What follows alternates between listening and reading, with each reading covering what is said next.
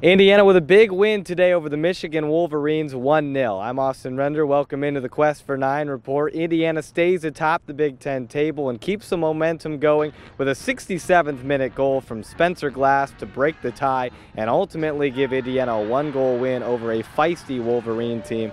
And this is an Indiana team that hadn't scored in the past 4 halves of play, dating back to the second half of the Penn State game last weekend.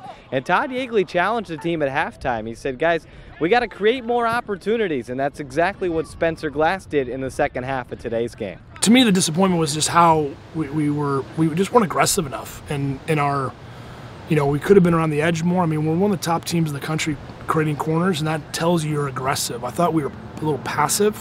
So I just challenged them, like, not good enough. This is what a strength of ours. Why are we not getting back to that? I thought the guys that came in the last 10-12 raised it, and let's get back to that and add more to it. And, it was better second half, but, it wasn't our best attacking day. I thought it was an overall average attacking day in general.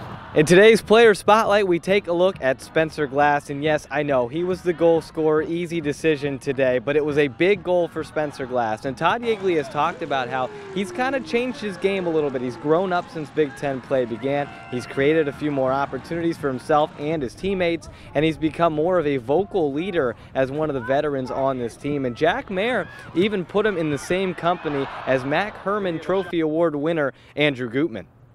We got the best left back in the country for 2 years in a row. I think that that's something that Indiana's been so good at. That speaks to Spencer, speaks to Goody last year. Just our whole coaching staff being able to find areas to utilize guys like this. It's something that I see day in and day out at practice, and fantastic that he can do it for us in a 1-0 win.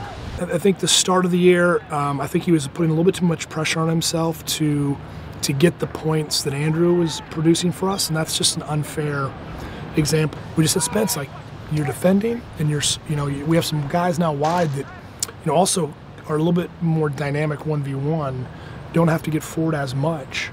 Let them do some of that work because this team's a little different.